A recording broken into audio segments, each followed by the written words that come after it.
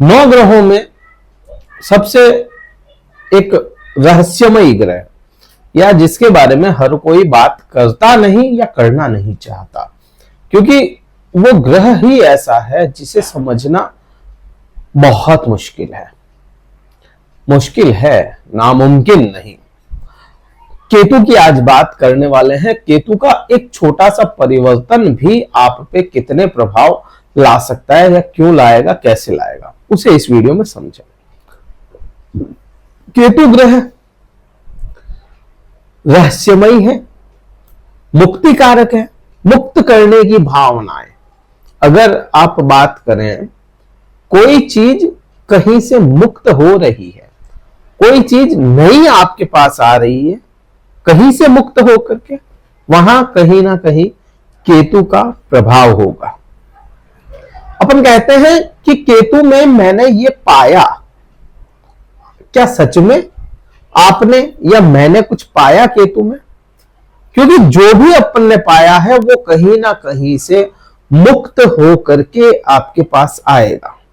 एक छोटी सी बात आप समझें, बहुत गहरी बात है। आप कुछ चीज खरीद के भी लाते हैं।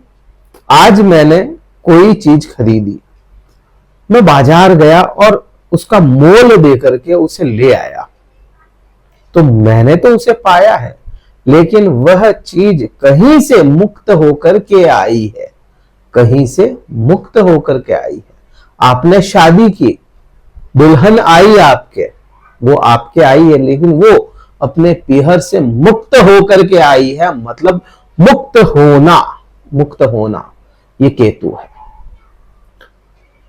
खुद से विमुख हो जाना केतु है, रहस्य केतु है, अंतर्दृष्टि, खुद ही के अंदर अंतर्दृष्टि ये केतु है, और भी बहुत सारे, सूक्ष्मता ये केतु है। सूक्ष्म से सूक्ष्म कोई चीज है वह केतु है, और विकराल से विकराल चीज सूक्ष्म चीजों से मिल करके बन जाती है, वह भी केतु है।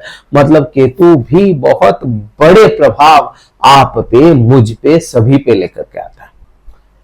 केतु का 12 नवंबर को परिवर्तन नक्षत्र हो रहा है, और ये सूर्य के नक्षत्र उत्तरा फाल्गुनी नक्षत्र में चला जाएगा। अब उत्तरा फाल्गुनी नक्षत्र जो है वहां के एट्रीब्यूट्स अपने आप में लाएगा, मतलब सूर्य के प्रभाव, आत्मविश्वास लेकर के यह चलेगा, और इसी पे दृष्टि बृहस्पति की होगी। बृहस्पति के प्रभाव भी इस पे निरंतर बने रहेंगे। आप पे क्या प्रभाव आएंगे?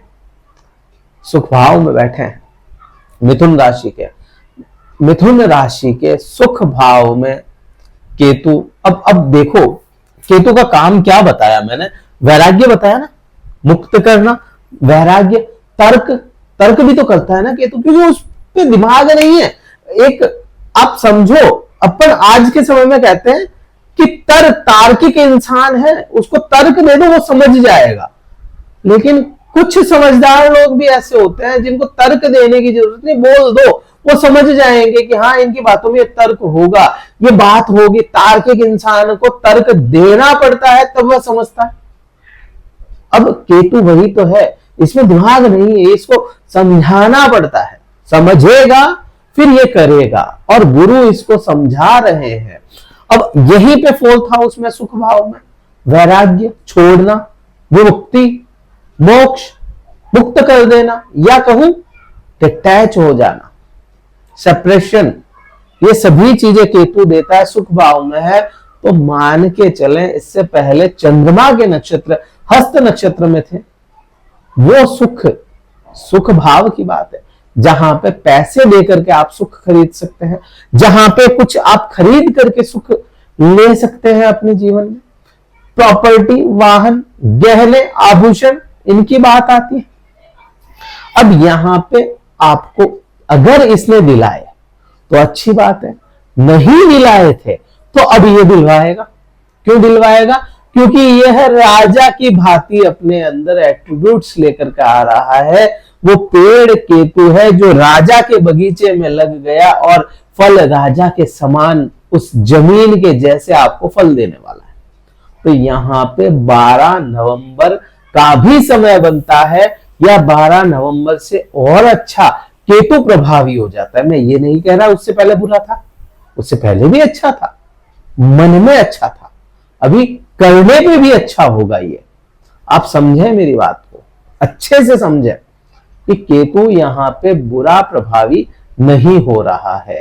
कोई कहे कि सूर्य के नक्षत्र में बुरा हो रहा है, आप ये भी समझें राजा हमेशा राजा होता है, सूर्य हमेशा वह सूर्य ही रहेगा।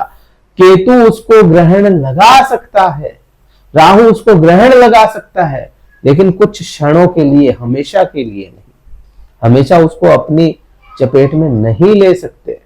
तो यहाँ पे मान के चल सकते हैं आने वाले समय में जब तक बृहस्पति परिवर्तन नहीं कर जाते, या जब तक शनि परिवर्तन होकर के नहीं आ जाते आगे, तब तक यह परिवर्तन, यह प्रभाव केतु के आप पे निरंतर बने रहेंगे, भौतिक सुखों की वृद्धियां देता रहेगा। आपको शायद समझ में आ रहा होगा, वीडियो नहीं समझ में आ रहा वापस से बैक करके देखिए, मेरी बातों को समझना, बहुत क्लियर बात है। अब ये केतु के प्रभाव यहां तक तो अपने को समझ में आता है। यहीं से देखें जहां पे मैंने स्टार लगाए हैं वहां पे केतु की दृष्टियां हैं, मतलब 5वीं, 7वीं और 9वीं दृष्टि, ये 3 दृष्टियां केतु की है। 7वीं दृष्टि पे अपन बात नहीं करेंगे, बिल्कुल भी नहीं करेंगे, क्योंकि दृष्टि संबंध से ज्यादा जो ग्रह बैठा वो प्रभावी होगा। और राहु यहां पे बैठा है तो यहां पे प्रभाव राहु के तेज है, बात आज केतु की ही कर रहे हैं अपन। तो इसकी जो 5वीं दृष्टि है वहीं पे बृहस्पति की 9वीं दृष्टि है, तो बृहस्पति के भी तो यहाँ पे एट्रीब्यूट्स आ रहे हैं।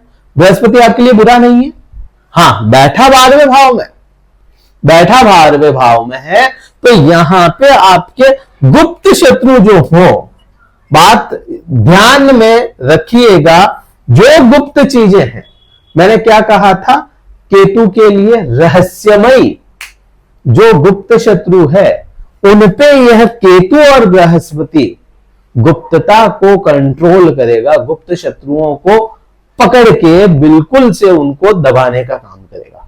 और ये श्योर हो जाता है इस समय में, क्योंकि राजा के एट्रीब्यूट्स इसमें आ रहे हैं, और राजा और गुरु मतलब यहां पे समझो ज्ञान और घमंड, ज्ञान और अहंकार, ज्ञान और आत्मविश्वास एक हो जाए तो कोई भी शत्रु चाहे वो गुप्त से गुप्त हो उसको भी हारना पड़ता है। किसी भी प्रकार के दुख, पीड़ाएं, मृत्यु जैसे कष्ट को भी यह टालने का काम कर सकता है यह केतु, इतनी इसके अंदर क्षमताएं हैं। तो आपको यह चीज समझ में आई, यहीं से आगे बढ़े। 9वीं दृष्टि, 7वीं में बात नहीं करूंगा मैं, 7वीं पे हाँ इतना जरूर कह सकते हैं कि राहु के प्रभाव तेज है और राहु षड्यंत्रकारी है, षड्यंत्रकारी है, तो ये अपने षड्यंत्रों में लेकर के भी आपके गुप्त शत्रुओं को आपके कंट्रोल में ला सकता है, षड्यंत्रकारी होने की वजह से। अब यहीं से मैं बात 9वीं दृष्टि की करूं, जहां पे बृहस्पति खुद बैठे हैं। आपका 7म भाव, आपका धर्म, आपकी धार्मिकता, आपका दान पुण्य, आपकी पत्नी, आपका व्यवहार, व्यापार, पार्टनरशिप का लॉर्ड, कर्म का लॉर्ड 12वें भाव में जाकर के बैठ गया। इस समय में बहुत ज्यादा चांस बनते हैं, अबाउट टू 90% चांसेस बनते हैं कि आपको विदेश जाना पड़ जाए। अपने घर से विदेश का मतलब ये नहीं है कि सीधा अमेरिका ही पहुंचे, विदेश का मतलब है आप जयपुर से निकल करके आगरा चले गए, दिल्ली चले गए, जयपुर से निकल के अहमदाबाद चले गए, अहमदाबाद से मुंबई चले गए, कानपुर से निकल करके कोल्हापुर चले गए, ये भी विदेश है, क्योंकि दूरी की बात है यहां पे। तो यह यात्रा करवाएगा, सेटलमेंट भी करवा सकता है वहां पे। हाँ बहुत ज्यादा अच्छा हो जाए आपके लिए तो विदेश तक, जो आज के समय में विदेश है वहां तक भी ले जा सकता है। डिस्टेंस एजुकेशन करवाएगा, अकल्ट साइंस में जोड़ेगा और नॉलेज दिलाएगा। श्योर होता है कि अकल्ट साइंस से ये जोड़ दे आपको, और दिलवाने के पूरे योग हैं अकल्ट साइंस के। तो यहां पे ये भी बनता है। जिन लोगों के, बहुत बड़ा बात है, जिन लोगों के पति पत्नी के व्यवहार खराब हुए और कगार जिनकी चली गई सेपरेशन जैसी, सेपरेट होने के योग बन रहे हैं, तो उनको उनके मन मुताबिक काम भी करवाएगा। अगर जो सेपरेशन नहीं चाहते उनका वापस से पैचअप करवा दे, और जो वास्तव में सेपरेशन चाहते हैं उनको सेपरेट भी करवाने के ये पूरे पूरे योग बना रहा है। तो केतु यहां पे बहुत कुछ आपको दे सकता है, अहंकार भी देगा, विमुक्ति, विरक्ति और त्याग भी देगा। केतु बहुत कुछ देने वाला है यहाँ पे। और इसी सीरीज में और भी मैं वीडियोस लाऊंगा केतु पे, और वीडियो मैं लेके आने वाला हूं, क्योंकि केतु का बहुत बड़ा सब्जेक्ट है। केतु इतना बड़ा सब्जेक्ट है, इसको पार पाना बहुत मुश्किल है। तो आप मुझसे जुड़े रहिएगा आने वाले समय में, और केतु पे मिथुन राशि के लिए और वीडियो आने वाले हैं। और इस चैनल को सब्सक्राइब कीजिएगा, वीडियो कहीं अच्छे लगे लाइक कीजिएगा, शेयर कीजिएगा। सब्सक्राइब तो आपको करना ही करना है अगर कुंडली विश्लेषण करवाना चाहते, क्योंकि ये मैं गोचर की बात कर रहा था।